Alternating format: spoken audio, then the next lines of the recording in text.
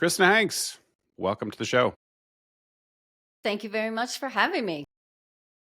Yeah, I was really excited to get you on. Got the whole, like we were talking about offline, the whole cadre from the Ovadia Institute. There seems to be, you and Dr. Ovadia and Chris just back to back to back. I feel very honored to have such a great group of folks join the show. So thank you. That's very special. We definitely are a close-knit team. Even though we are virtual, spread across the country with Dr. Ovadia in Florida, Chris in the New York area. I'm out here on the West Coast in Arizona. A bunch of our colleagues are in other states. We're infiltrating all kinds of areas. Well, that's good. So, for those who maybe not be aware of what you do, I mean, I think a lot of people are aware of Dr. Ovadia generally, but your input in his organization is really interesting to me, especially being somebody who doesn't like traditional medicine. I think the insurance-based system is broken. There's a bunch of, really nasty unintended consequences and second order effects that are sort of woven into the way the system's designed. And you seem to be taking a different approach that is attacking that a little bit. If you could just give, like, I don't know if there is a TLDR, like a quick version of what you do and what you focus on, but if you could just give the backstory. Absolutely. And so my role within the Ovadia Heart Health team is I'm the director of our employee wellness programs. We're trying to take this metabolic health message into the workplace and seeing some really good results there, as well as being an individual metabolic health coach with Dr. Ovadia's medical practice, his telemedicine practice. Alongside with that, I own a business with my husband, Robert Surenbrook, and I'm going to teach you how to spell that nice, lovely Dutch name, as we talked about the Dutch language before here. And we do metabolic health coaching as well as fitness training, and we've been doing that ever since we immigrated back here to the U.S. back in 2005. And we were doing some of that in the Netherlands before that. Cliff Notes version about myself. It's no, I'm not shy about my age, so I'll put those cards right on the table. I'm 67 years old. And I grew up in the Midwest, had a father who was a very successful basketball coach. My brother was also a basketball coach for some time, no longer. So grew up in the coaching fitness world. When I was young, there weren't really sports for girls. There was cheerleading. I went quickly into the dance world. Fast forward a bunch of years, I started dancing professionally at the age of 16 and finished that career at the age of 43. Along that way, I've always been inspired about the body and how it moves. I got several degrees. Through that, I have a master's of science in kinesiology. And if your viewers aren't familiar, that's the science of the moving body. Later on, I got another degree, a business degree, an MBA. But I've become certified in everything. And then how I kind of went down the rabbit hole of the metabolic health was towards the end of my professional dance career. After having been vegetarian for 20 years, I started having all kinds of strange health problems, from not able to move very well. And we're talking someone who was a professional dancer. I could ask my body to do anything, and it pretty much did everything I asked it to do for decades. So simple movements were tough, some strange digestive issues, skin issues. Probably no, although no one dared tell me, I think I was what you call the skinny fat, had really poor metabolic health, but everybody would say, oh, your weight's fine, you're good. Could come probably with a good fasting glucose. No one ever checked insulin. No one ever asked me. After that 2-year, what I called being in the medical system hamster wheel, and nothing, I just got a bunch of labels, from fibromyalgia to strange kind of cancer, but we can't diagnose it, to some other autoimmune disease, which we don't know what a name for that would be, to finally one doctor said, you know what, I think you just need mental therapy. This is just, maybe between your ears, that you're Mm. actually experiencing all these issues. So that catapulted just going, you know what? I'm a little bit stubborn. I'm going to try to figure this out. There's got to be some other information. And what, you know, whether the cosmos lined up or not, but my husband read an article in the New York Times, which was one of Gary Taub's first articles, called "What If It's All Been a Big Fat Lie?" And we just exploded with light bulbs. And it also helped explain why we had so many clients and customers who did everything right in terms of exercise, but kept gaining weight, kept, not improving their health while spending hours exercising. So these things lined up. Then we went down the Taub's route, bought everything. His book then came out, Good Calories, Bad Calories. And then so went it. And we just kept absorbing it and seeing how it completely revamped my health. I think I went from being very sick to being, strong and active. And I feel I'm in better shape now than I was in my 40s dealing with those issues. My husband had some other issues. He was having GERD and allergies, and all of that cleared up when we got rid of the sugars and carbohydrates. So personal experience, lifetime interest in the body, and a perpetual student. Wow, that's something. That's a lot. So the interesting thing for me is how many people I've seen in the low carb, carnivore, proper human diet, whatever you want to call it, right? That space started off as vegetarians and vegans, right? Like there's a lot of folks that seem to have come from that community. So do you have an opinion on whether it really can people can like thrive on a vegan or a vegetarian or vegan diet, like, or do you think that's something that sooner or later it just catches up with you and just takes time? That is a fabulous question, Brett. And I have spent probably many hours myself thinking about it.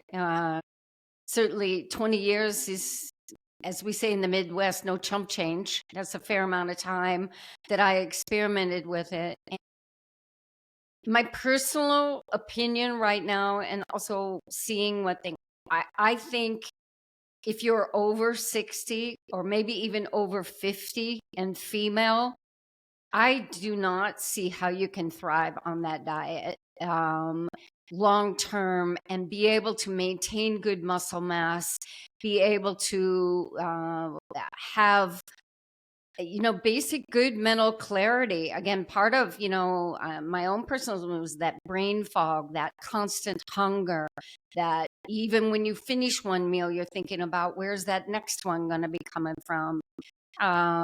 But I think in terms of muscle mass and strength, that's where I see the real limitations to it. Also, I'm of the feeling too, you must supplement meticulously with that diet.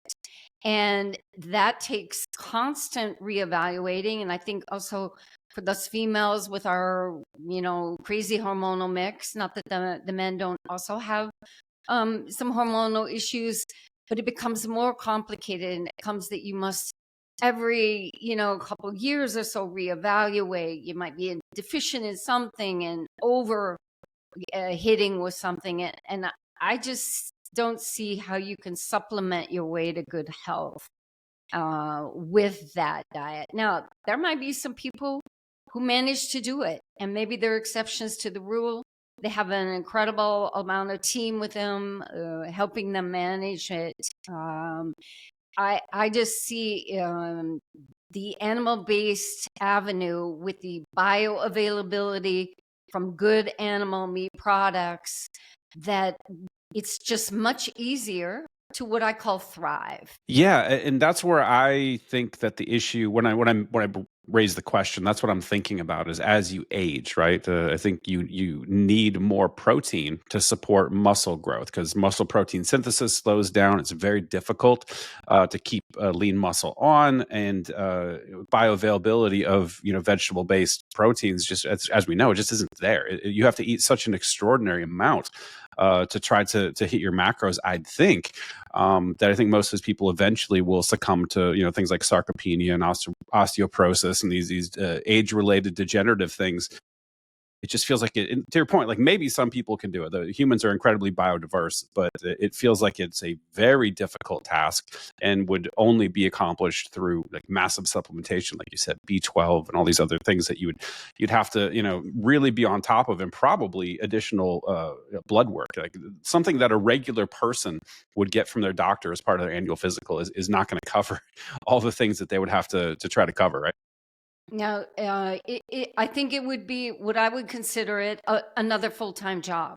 And one of, I even wrote a book called Finding Lifestyle Sanity when I was heavily in the worksite wellness. Is the way for people to thrive and make things sustainable is also finding it easy for them. I mean, what I love to hear from some of our clients and individuals when they do find this path of low sugar, low carb, good animal-based protein, lots of good healthy fats.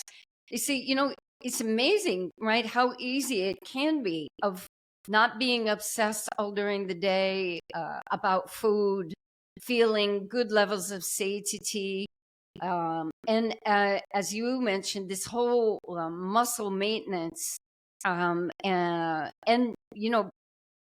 possibly not even just maintaining, can we even maybe put on a little bit muscle? Because let's face it, especially my age group females, we're not doing so well when it comes to the osteoporosis, osteopenia, and even the down in the sarcopenia range. And finding the easiest levers, I like to call them levers, you can pull. You can pull the protein lever and you can pull the resistance training lever.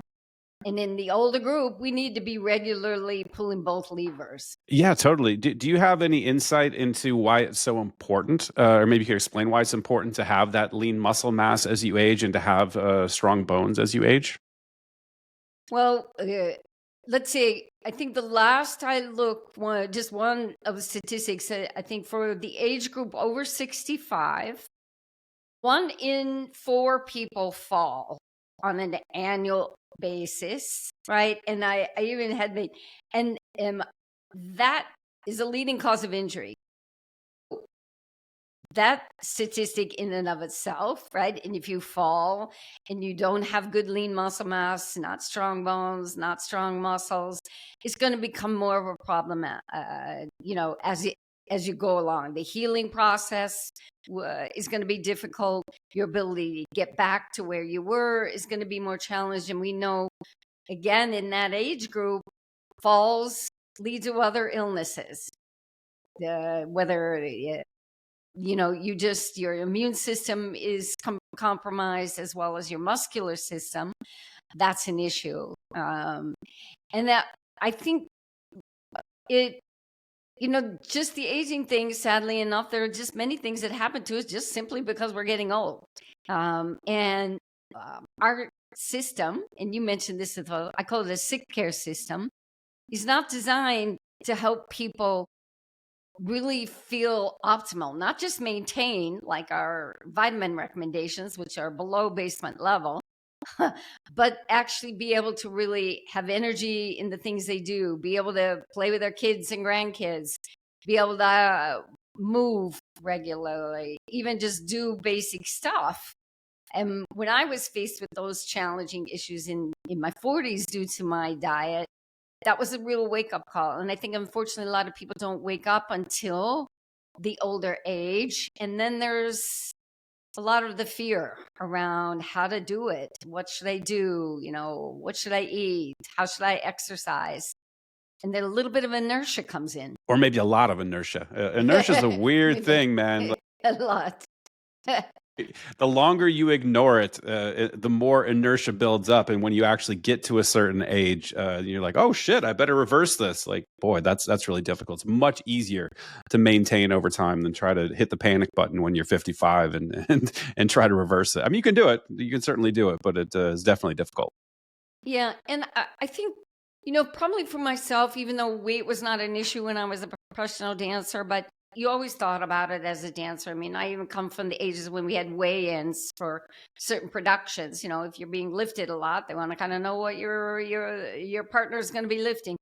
Um, and many people go down, whether it's the vegetarian, the vegan path, or even just cutting back on protein because they're worried about calories. They're worried about weight, because that is a major emphasis within our media. And there are things people should worry about, but I wish they worry a little bit more about metabolic health. And I wish they'd think of exercise as a way to stay strong and active, and not think about exercise as a way to lose weight, because it's, in my opinion, kind of futile for that.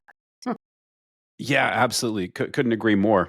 And I wanted to touch on one thing because I'm going to totally skim past if I forget. One of the things that around the making sure you have lean muscle and making sure your bones are strong as you age comes down to like the falls and the breaks that happen at a certain age. And one you call out some things like you at the secondary illnesses, but I was floored at the statistics around people who break a hip and death, right? Like the correlation between those things is extremely likely that the likelihood of you breaking a hip as you're elderly and surviving is it's actually those statistics are very bleak. So I don't think people think of that as serious it is, but boy, it really is. And anecdotally, I can see that within our population, not only through clients, but sadly, and I'm embarrassed to say this, my high school is going to have its 50th 50 reunion in Pretend you said September. 15. We'll pretend I said 15, right? Um, and sadly, people have passed away, and you can see that in the social media thing. Somebody takes a fall, and then they get something else, and then all of a sudden they're not there anymore. And I think, and this is a good point. I'm going to look this up, but I think there's something like in 1 to 2 years, the potential for death after a hip break is extremely high. Yeah, I From want to say other, it's in like at least over 60%. I thought like it was yeah, staggeringly high. it's a staggering amount. And I think also this whole, when you don't have good lean body mass, I mean, uh, because of I think of my background, I started to actually see that my muscles were going backwards. And that's what also one of the things when my brain is going, well, what's going on with me with this? I think I'm healthy, I'm as active as a human being could possibly be, hours and hours in the studio, on stage, but my muscular system is not looking good. And I think we need to help people understand more about the relevance of that lean body mass. We have lots of longevity gurus who cost thousands and millions of dollars to work with them, but beside that point, every single one of them is at least talking about it's the quality of your muscles, it's having good lean body mass, male or female, that are key indicators of longevity. And grip strength, I talk about this in with my clients a lot, and I know Dr. Ovadia mentions this. Is again, those are basic functions, and if you can't do basic functions, your lifestyle is compromised. Yeah, yeah, for sure. And I was going to bring up grip strength too, so you beat me to the punch. Seems to be very tightly correlated with longevity. So yeah, lean muscle super important. But I did want to pivot back to the sick care system, as you called it. One of the things that bothers me a ton, being you may or may not know, I'm a free market capitalist guy. I'm an anarchist. I'm not a pro government person. I think government ruins everything they touch, and that is played out most evidently to me in the quote unquote healthcare system. And it's been so polluted. Not only the institutions and the information they put out about health and nutrition, like I think Nina Teicholz and Gary Taubes and some other folks, my buddy Vinny Tortorich, they talk about this a lot, and we understand that. But what I don't think people get is this sort of mental framing of healthcare. We talk about healthcare in the general parlance. You're having a conversation on Twitter with your friends, having coffee. Everything is about expenditures. It's always like, well, look at how much a country spends on quote unquote healthcare relative to their outcomes. That's the only metrics people talk about, and they think of healthcare as something that happens between you and your doctor. You going for an office visit and paying your copay and getting a prescription drug and getting tests and getting diagnostic imaging, like those things are considered healthcare. But what you do, what Dr. Ovadia does, and what Dr. Tro and these other folks that are doing these sort of outside of the system type of medical practices, like that is viewed not only skeptically but also with derision, as like you guys aren't providing healthcare, right? Like that, and I think that mental framing is a real problem, and I don't exactly know how to overcome it. That it seems like that inertia we talked about is really built into that system, and folks that are like on the outside that are trying to change it get marginalized and sidelined and have some pretty nasty things said about them. So how do we change that? Well, we're hoping we're changing that by our employee wellness programs, right? For instance, taking it right to the people, education and empowerment. But that education and empowerment piece has an uphill battle because there's so much of a larger voice of what you're talking about, whether that's the government or the dietary guidelines, or the fact you go to your doctor and he says, oh my God, you're going to do keto, you're going to die. Right. Or, your cholesterol is high. You're going to die if you don't take a statin. I can't tell you how many clients I work with recently who come back in tears, or they come back and saying, am I going to die? Because my doctor just told me I'm going to die. There is no nuance, none, we have our stars and our beacons of light who are trying to change that. That is going to be a really hard process. We've seen that also with the MAHA movement, the Make America Healthy Again. At least conversation is starting in different pools that we have. But I'm just going to use an anecdote to highlight what that is. Had a client, someone I knew from my hometown, delightful person, had been a world champion, a world Olympic champion athlete. And over the course of aging and everything, things just, followed all the guidelines, eat less, move more, counted her calories religiously, everything she did. And just year by year, it just kept going downward. Weight kept going upward, health kept going downward. And long story short, we started working together. She worked with me for about a year. We got her numbers. Like she had an 11 A1C, right? Whoa. Alarming numbers, just everything was an alarm bell. Got everything. Fantastic work down to, the 5.4 range, inches lost, pounds lost, you name it. And went back to the doctor looking like this incredibly new person. And as you can imagine, no enthusiasm whatsoever, no curiosity about, hey, what you've been doing, you look amazing. And these numbers are stellar. But, first question was, it's not going to last. This is the kind of attitude we're up against of, Nick Norwich. I steal Nick Norwich's tagline these days, be curious or stay curious, I think is what he says. And the lack of curiosity, the lack of realization that someone found a path that really worked for them. And after your decades of leading them downward spiral, they actually are now, vibrantly healthy. And I just would put a tagline on that. She's 3 years down. She's sustaining it in amazing ways. But this is what we're up against of this sick care system. And I think shows like yours, your own personal story, we're trying to take the message to the workplace, and it literally is going to be one meal, one family, one work site at a time, and helping people feel empowered that that they do not have to be beholden to the system. And don't get me wrong, I'm somewhat with you in that anarchist nature. If I break my leg, I'd like somebody to repair it. For chronic or for acute things that happen, you'd like to say things are going to be fixed. But when we talk about just health, a healthy lifestyle, and improving chronic conditions, our system is not set up for that. You need to build your own team and find the people who are going to help you outside of the system. Yeah, there's such perverse incentives attached to the system. It feels like they don't really want you to get well, right? There's not really much of incentivization for people to get well. They sell treatments.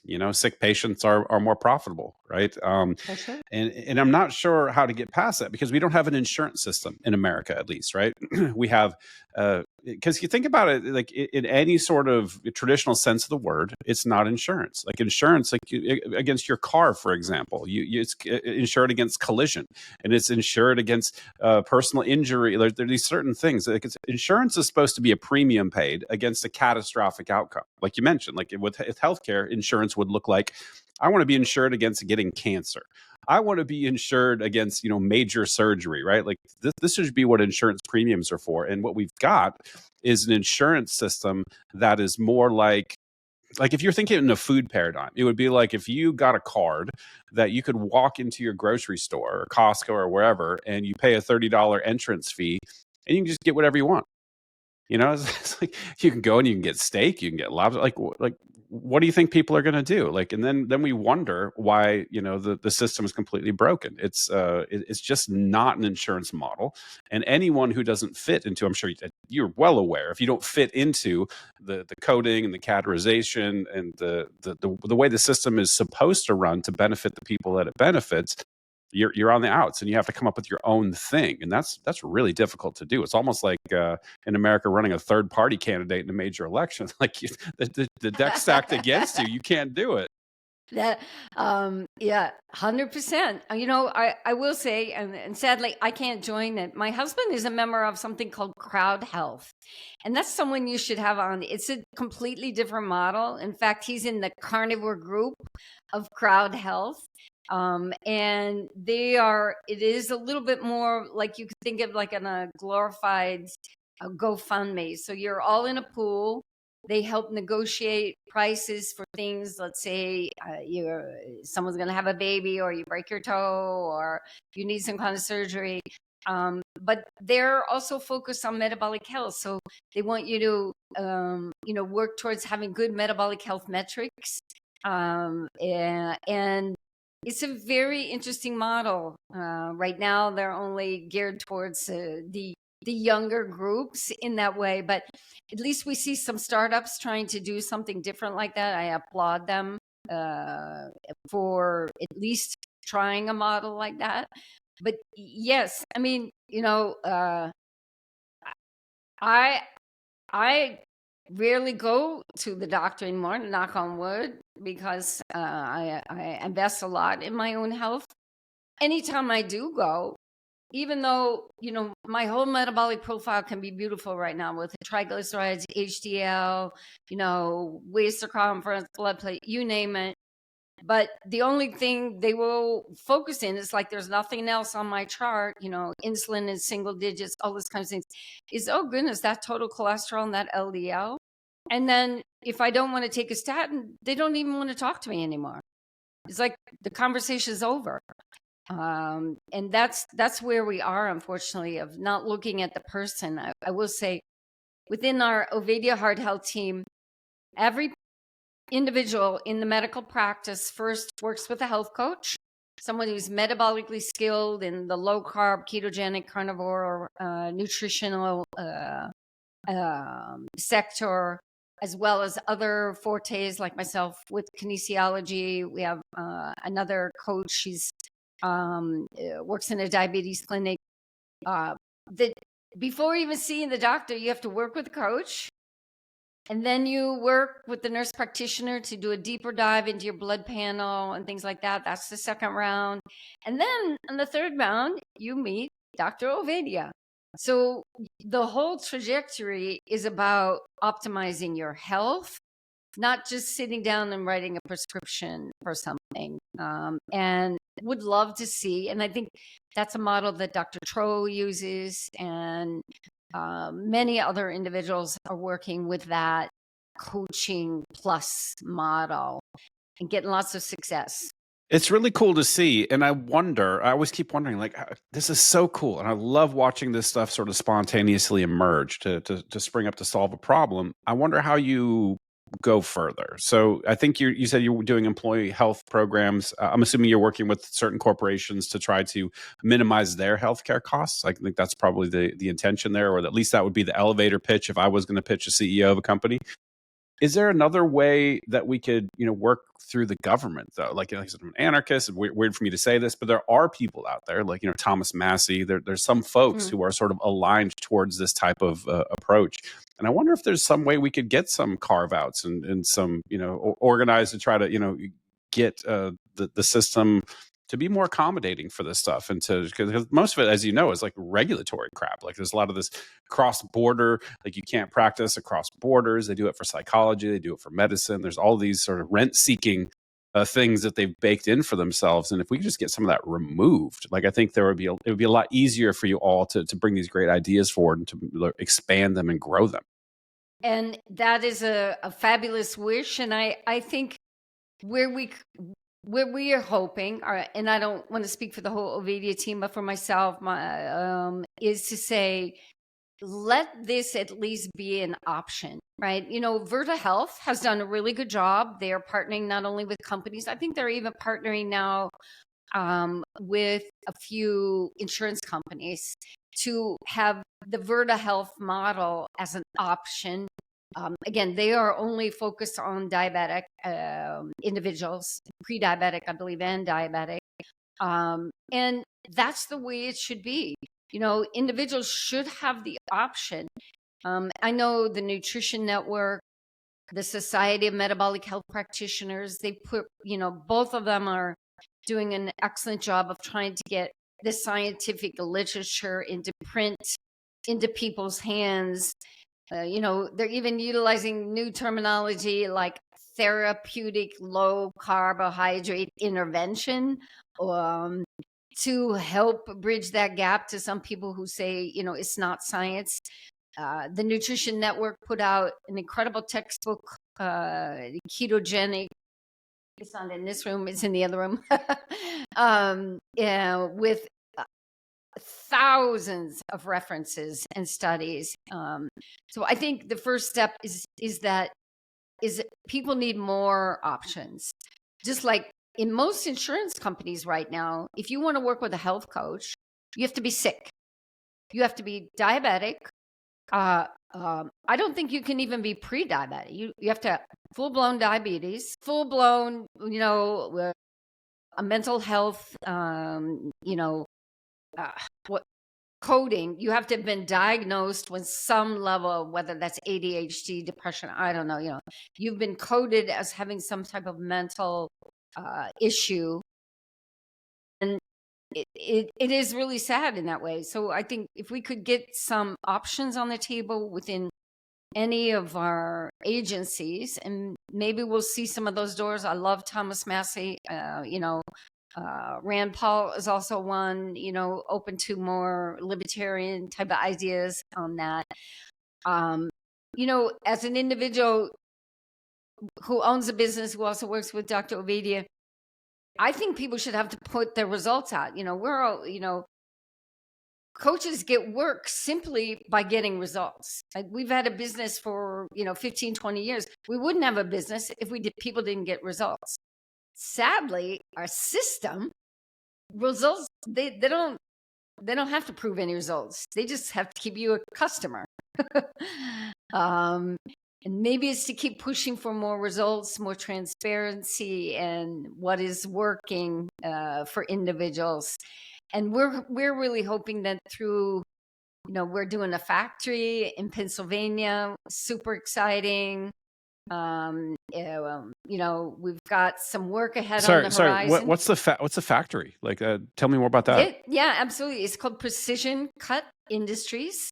They do very fine, refined cutting of materials for all types of other companies. You can think some type of, special metal that's needed on a boat, or any kind of thing that that needs all these very precise cutting and shaping of materials. When we go there, they have 3 shifts, so we present to each shift. We also doing some one-on-one coaching for individuals. We've made some specialized groups. One group is on how to quit, both in working with smokers as well as people who are just trying to quit sugar and processed foods. We have some in the pre-diabetic and diabetic range, so kind of working on specialized groups in a way. And we're on our year 2, looking towards year 3. That's super exciting. And we're looking at going into a smaller family business in Oregon in the coming year, a small dental practice. I don't want to give all the details away on that one yet, but those are the variety in where we're reaching out and bringing this message of metabolic health. Got it. Yeah, I was kind of wondering. The reason I'm asking is I'm trying to think like what these clients would look like, and I assumed they would be small to medium businesses, and maybe even tilted more towards blue collar workers, maybe some shift work. That was my intuition, but I just wasn't sure, so I wanted to ask. It is an area that doesn't have a lot. I think self-insured companies probably lean a little bit more to opening their eyes to other options because they are seeing the direct result of that. But the challenge with even the self-insured is they get put in these pools, and they have these criteria that are basically developed in cahoots with the insurance companies, that still have their checklist of things that they consider important. We have our checklist of things that Well, the don't legality of it always. too, right? Like the ACA has taken away most of the choice as far as what you can do with respect to insuring Oh, yourself, right? yes. Like Yeah. you're very limited.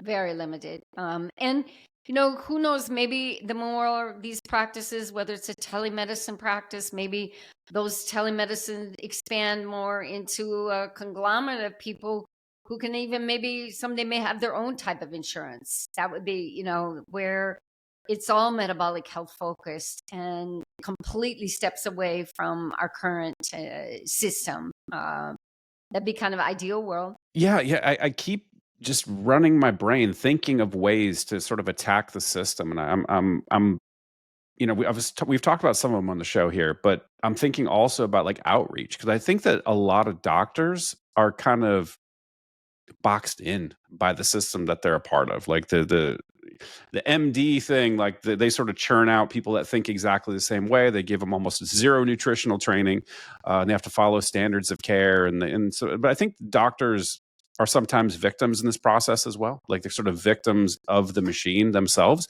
And I wonder, this maybe is a better question for Dr. Ovadia. I should have asked him. But is outreach something that's on the table? Trying to get doctors to think a little bit differently about how they treat patients, because like you mentioned, like we all see the same thing, particularly the carnivore community or the low carb. It's all about you're going to catch a cholesterol, dude. Like you need a statin now. Like that's so ingrained in the system. But I think that most doctors, if they've gone through an adequate medical training, they should be able to read studies. They should be evidence based. And if you show them evidence, like actually, look, these are what the health outcomes are in this sort of low carb intervention cohort. And there's more and more studies around. There's more data that's coming out. You would think that some sort of outreach program between the Dr. Tros and the Dr. Ovadias and the low carb people who really know what they're talking about to maybe a group of, I don't know if they have conventions. I don't know anything about doctors, but it feels like there's some outreach that could happen there potentially. I think so. I just had an interview with Dr. David Crutchfield. He's an MD here in Arizona. He comes from the law enforcement background and then became a medical doctor, worked in the emergency room. He even mentioned that he sees more MDs at these conferences, whether it's Low Carb USA, Hack Your Health, more at least listening. I think the avenue, where could you outreach is to people still in medical school, is to young, Mm. doctors to say, hey, you don't have to go the route of the institution. And, are there opportunities, let's say, within the Dr. Tro's, the Dr. Barry's, Dr. Ovadia, for young doctors to do some kind of a apprenticeship? Because you are seeing many break away, but there are some that are just never going to change. And, you know, the sad thing is many of us who are metabolic health coaches have years and years of training in nutrition. I've taken Dr. Ead's course for clinicians in mental health, as well as all kinds of, certification programs. Unfortunately, doctors are still looked at as the end all be all when it comes to anything health. We have to also educate people that there are coaches, there are nurse practitioners who are extremely well schooled. They know the science. They also know the practical applications. We can break away also from some of the white coat syndrome, that those are the experts, because those experts have been leading us not such a great direction for 50 years. There's certainly some wonderful ones, but I think if we could capture some of the younger people studying medicine, that would be an interesting. And in fact, a friend of mine who's just retired as an MD, his son is studying to become an MD, and we went to a conference where Ben Bickman was speaking recently up in Phoenix, and I was thinking, well, we need more of these young kids here. So that's an untapped avenue, I think. For sure, and I also want to touch on something else, which is this sort of MAHA movement that seems to, at least in the public consciousness, sparked at least a discussion, right? So we're talking about things that we haven't talked about in a long time. How do you see that playing out? Do you think this is a positive? Do you think it's a negative, a little mixed bag? Like, how do you see this thing playing out? I see it as a big positive. First of all, there's people who didn't even know the word metabolic health before, or didn't realize, they maybe know our large numbers of diabetics and obesity and those kind of things, but not seeing the depth of the problem. The conversation around MAHA, I think, is good in that way. Sadly, everything in America becomes political, right? If you don't like RFK, you for some reason don't like the MAHA movement. Yeah, that side is a bit sad, and but that's not going to go away. Where I do see their biggest inputs is what you have been talking about and trying with your show, is how can you reach is they are having different people in these conversations. Even at Dr. Ovadia was lucky enough to get to go to the MAHA ball, right? So a heart surgeon who is talking the message of metabolic health. There were other people there like Dr. Eric Berg, Marty Makary, of course, who's now head of the FDA. We have new voices, and we have not had new voices for quite some time. I think that is a good thing. I think the challenge will be, we just got so many issues to deal with. Where do you start? And I think the more that we can have input from grassroots people, also like journalists like Nina Teicholz, who's done, decade plus research in that we cannot relegate this only to the medical individuals. That's where I hope that the MAHA movement can keep tapping into that. I mean, one of the reasons RFK got elected was the grassroots level people, Nicole Shanahan, the moms, individual people who are dealing with real issues. We need those people to be able to also have a voice.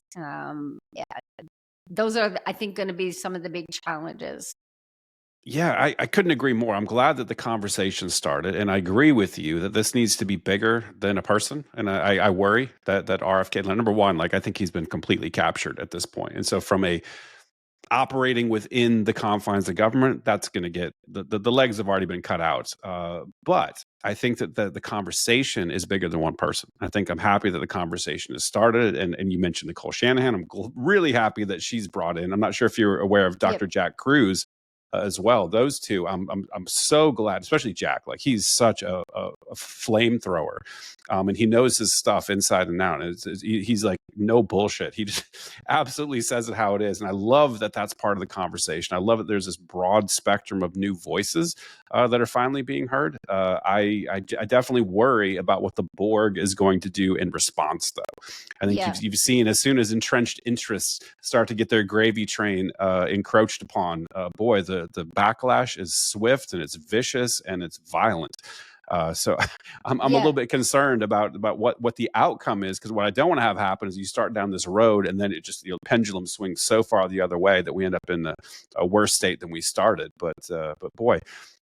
There's a lot of people that seem to be, raising their voices and saying what they need to say. The internet seems to be a lot less censored now, since Zuck has followed suit with respect to copying X essentially and sort of dropping a lot of that stuff. Hopefully YouTube continues, because they're still pretty censored, but it feels like we have a moment, I guess, and it's something that I hope people don't let us pass by, because these don't come along very often. Absolutely. And I can say, even from our work in a situation, in a manufacturing situation, that on, what we were bringing to them was very novel in the beginning for some of them.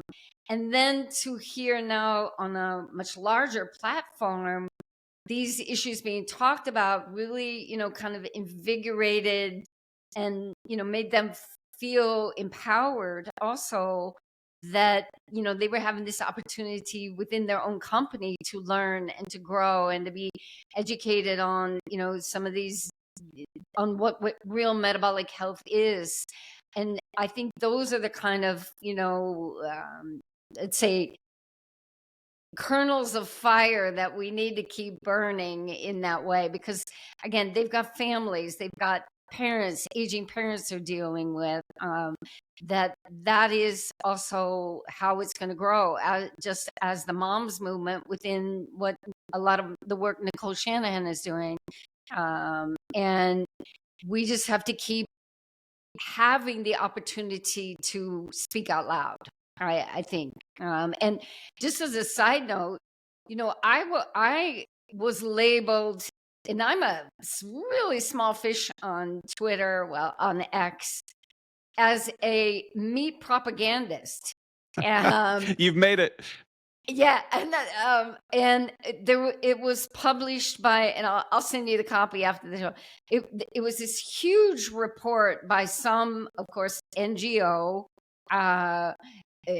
funded probably by USAID, I'm sure, and it had put, had Sean Baker, it had myself, it had, I believe, Valerie Smith was on there, a couple of other people, some of us smaller fish, and then of course some of the bigger ones like Sean, as spreading meat propaganda. It had a photo of me on there, and I mean, this is their tactics, also to go after the smaller people, because they might be able to shut you down or censor you. It's going to be more difficult if you have a larger platform, but those people are still going to be out there, and you have to be vigilant. And I'm ever thankful that X is a platform now that is completely different than what it was until Elon Musk bought it. Yeah, for sure, and I completely agree with what you're saying. Everybody has got to viciously speak up in unison. We have to lock arms in some degree, like, because like otherwise they will single people out and try to take people out. You've seen the hit pieces, even against like Andrew Huberman. Like they will come after you, they will try to take you down, but they can't take everybody down. But this leads me to my next question, which is there's this like externally facing thing that we're doing, where we have to sort of bring the information to the public and engage in these good faith discussions and debates with people about what the science actually says, what actually is key to metabolic health, all those things. That's important. But I think one of the things we don't do well is policing our own. I think there are a bunch of kooks and quacks and grifters in the community, and I think it harms us overall, because I think the biggest way that the Borg can fight back against us is by elevating some of these, like I said, I would say not even bad faith actors in the community who are here to grift, right? Or who just have kooky ideas that aren't evidence based at all. I don't want to name names, but you know what I'm talking about. There Yeah. is an Yeah. element, right? And I feel like we have a balancing act to do, because it has to keep, like, if we're going to get any traction, we have to be credible. And if we have a bunch of kooks that are linked to the movement, we're not going to be credible. And so that seems like a difficult thing to do, to try to walk and chew bubblegum at the same time. Do you have any thoughts around that? Yeah, a challenging one. I will use Amy Berger's line: "We need keto without the crazy." That's so good. That's one of her taglines. I I think we have to be very careful also that there there is no perfect diet. There is no perfect way to do this good metabolic health. There's a lot of radiation, and I always emphasize to other people, these people who have been doing it for a long time have, like, how about Eric Westman, right? I mean, he's been doing this for decades. The first to really get Dr. Atkins' work out there, revive the research on that, show the actual data behind it. Same with Mary and Michael Eads, right? Their book Protein Power decades ago. They're still doing it. They're still talking about it. That we also need to keep reinforcing those people who have the proven track record in some good level of sensibility. Another name, someone I really respect, is Dr. Phil Maffetoni, longtime trainer, been doing low carb also with his athletes for decades. The first to, combine these two. In the training world, Dr. Ben Bokikio, more than 50 years in this. I think we I guess this is a long way of saying to keep elevating those people as well, the sensible voices, and to not go for the latest craze of who just did, super strict carnivore for, so many days, and you can't eat this, telling people what, and they can't have that, they can't have that, and they might be all of 20 or 30 years old. And it's not just that because of my age I want to promote those for a long time, but to keep in the public not eye and face those with that sensibility, the science behind it. Tim Noakes, right? Went through trial. He has the science behind him. He made it through a trial, which was about a tweet originally, but actually then the low carb diet lifestyle was on trial, and they won. Zoe Harkov was there. Nina Teichels was there. Maurice Sharbles, who wrote the book with Tim Noakes. The same goes for Belinda Fetke and Gary Fetke. They won the trial, right? His medical organization tried to say he couldn't talk about diet with his orthopedic patients. He won the trial. The same Zoe Harkov and Malcolm Kendrick. They were someone put some libel out then in the press about their position on statins, I believe it was. They won the case. So we have even law cases now where people have been tested, and those are important, I think, for everyone to understand. And I think, with our voices too, like if I see some crazy stuff on there, no, I'll answer oftentimes with a cheat. Well, it's not so simple. And what works for you may not work exactly for someone else. Boy, people don't like to hear that, do they? Human beings No, they want don't. simple. They want clear. They want black and white answers. And unfortunately, especially with something as complex as human beings, we're so diverse. It's very difficult to give a prescriptive approach for that's working for everybody. And people don't like that nuance. Then it's true. And if you think about all the things that can factor into someone being insulin resistant. So, okay, for anybody listening who's not sure about it, you can be either insulin sensitive, where your insulin is working really properly and all your metabolic health is optimal, or you can be insulin resistant, where it's not really working. There's just so many factors. There's your nutrition, there's your stress level. How many years have you been under chronic stress? That you're dealing with, supplements that you're dealing with. How does your body utilize protein? Are you someone who struggles to make ketones or to even get into ketosis? Again, the list is endless. So to say there's one way of doing it, that's a pretty leap of faith. Yeah, for sure. And that's one of the first keys that somebody's grifting or is completely misinformed. If you're delivering that I have the answer for everybody, is like those people. I'm like, no, no, no, thanks. Yeah. You're dead to me, blocked. Yeah. Let me ask you this: What was the first? What was the first thing that sent you down your rabbit hole of metabolic health? It wasn't a first thing. There was a lot of things. I think the Okay. big thing, though, there's a big thing. The big thing is I've been a runner my whole life. So I did cross country in high school and I did distance running, did marathons, all those things. And I had a bad knee injury. And so I had articular cartilage damage. And as of 2019, that was the last marathon I ran. And I couldn't run to stay fit anymore. And I got this horribly stressful tech job and I just sort of stopped exercising. And, just sort of declined over time. And there's tons of times where I did like the 2 week thing. I'm going to get motivated. I'm going to take, and then you fall out, back off. Right? I did that a bunch. And if you look at my Twitter profile, my pinned tweet is literally the day I'd had enough. And it was, December 27th, I think, of 2024. No, 2023. It was over a year ago. And I just was so sick of myself that I stepped on the scale. It was almost like, I was like 290 something.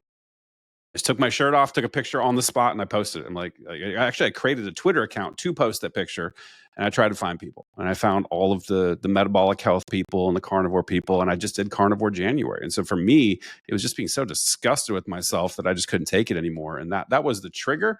But I think the knee injury primarily was the big issue that caused me to go down the path of like poor metabolic health. Yeah. It's always fascinating and there's still to this day lots of people who think they can exercise away a poor diet. Um, every time I'm outdoors, I'm a big fan of getting outdoors. Kind of my pillars of longevity are, fix your nutrition, get outside in the sunshine as much as you can, right? Eat an animal-based diet, do some strength training. Those are kind of the bottom lines. Get your community, as you just said, find Hmm. your community, find your tribe. But sometimes we just have a turning point like that and go, okay, time to do something different. Yeah, people don't like this, but the pillars are so damn simple. Like there's only a couple of things that you have to do. It's like it's simple, but it's not necessarily easy. Um, Yeah. but people like oftentimes, particularly people who are kind of bright, very smart people, they like to do that mental masturbation where they just go and they're going to watch, like you talked about, what's perfect. I'm going to focus on some, YouTube video that's 2 hours long where they're discussing the minutia of something that might benefit you just yay much, and they'll do that as opposed to just take your ass to the gym, pick up and put down heavy things, and stop stuffing your face with the high carb food, eat a whole foods diet, and get some sunshine and fresh air. Like it's actually not that complicated. Yeah. One of my taglines is the basics work, but you got to do them. And that's the rugged part. But we've created, whether it's the sick care system, we've created this system that there's a pill, there's a solution, there's a magic supplement, right? I mean, look at the longevity gurus charging, and there are supplements they're advising. You can't exercise your way to good health. You can't supplement your way to good health, but you can do the basics on a pretty regular basis and do pretty darn good. Yeah, but that's not sexy. It doesn't sell very No, well, it's not. People don't like simple and effective. They want convoluted and expensive. Oh, Yes, yes. And, again, I spent most of my life trying to just be flexible and be, a Gumby bear, with my leg up by my ear. And I didn't really start lifting weights till age 60. And, but, sometimes you got to face the music and say, okay, right, if we want these muscles to carry us on a few more years, we better start doing something that really challenges them. And I started easy, and now I can't think about that I wouldn't be doing it. For sure, for sure. We're getting short on time, but I definitely want to talk about this because I touched on it with which is Jack Cruz. And so, did you watch the episode of him and Mary Bowden on Danny Jones' podcast?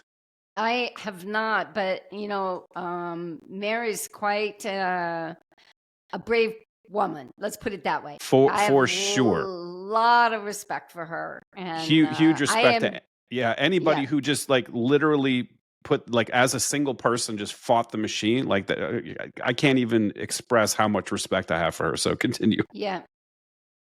So, well, I'm gonna watch it now for sure because definitely she's one of my heroes of the last few years.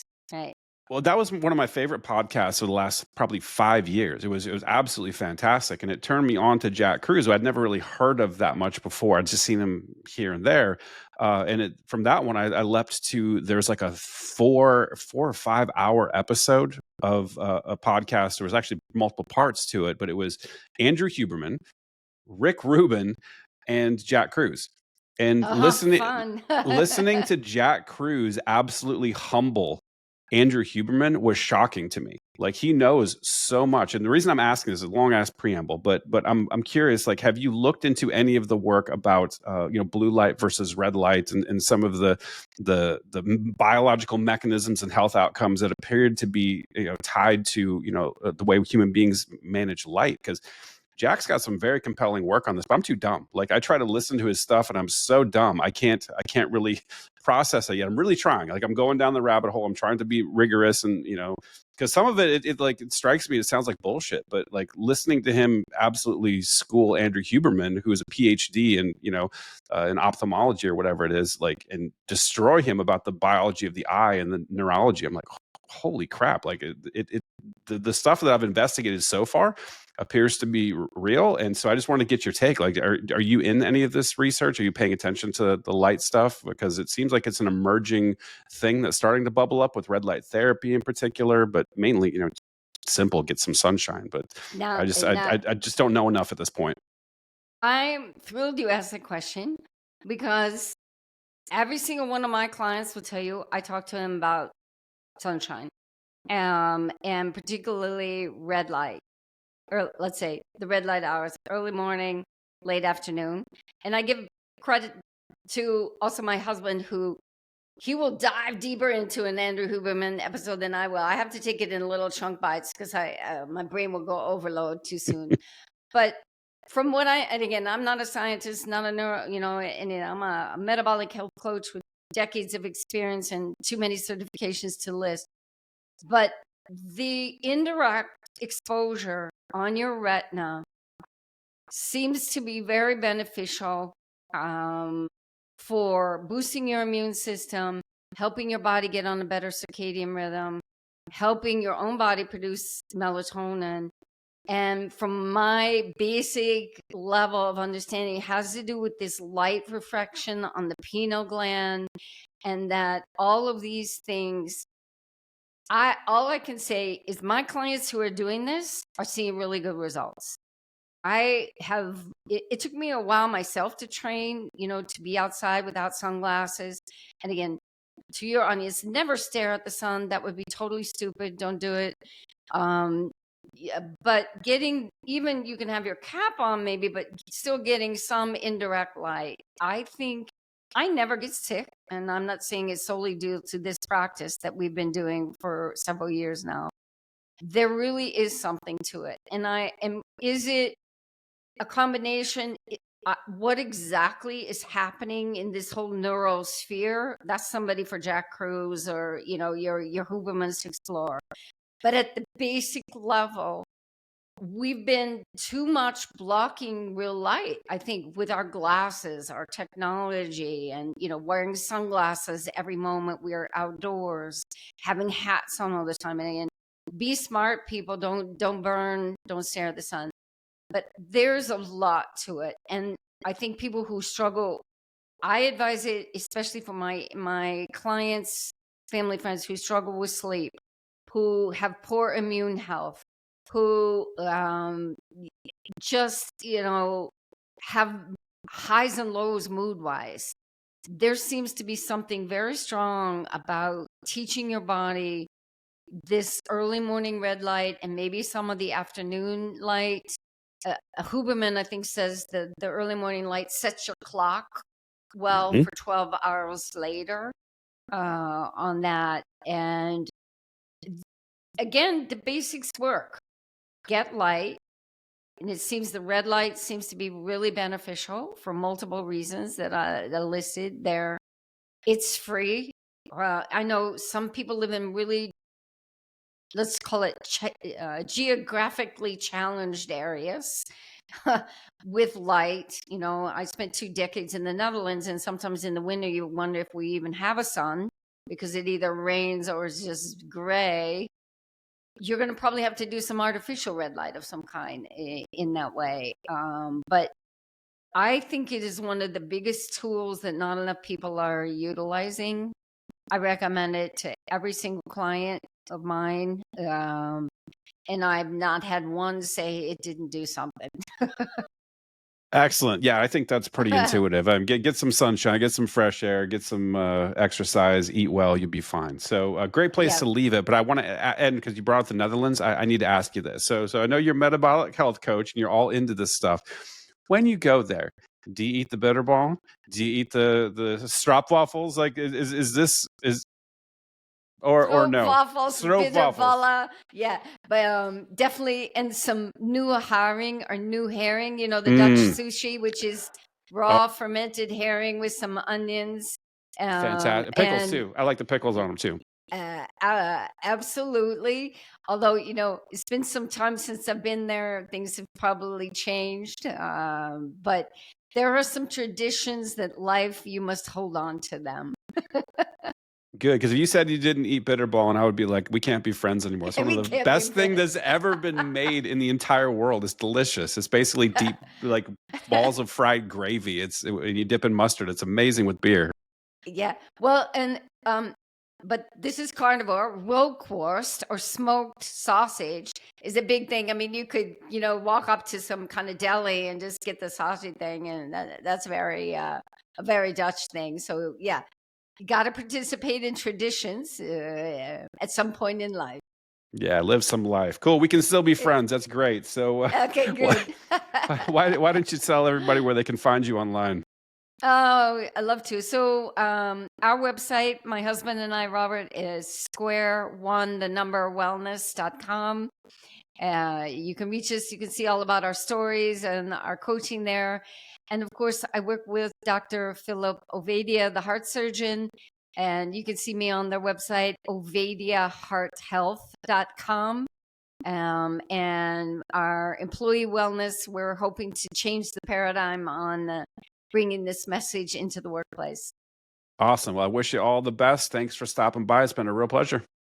It's been my honor, and thank you. Keep it up because the voice needs to be heard and they want to hear it from real folks. Awesome. I'll do my best. Okay. All right. Bye. Bye.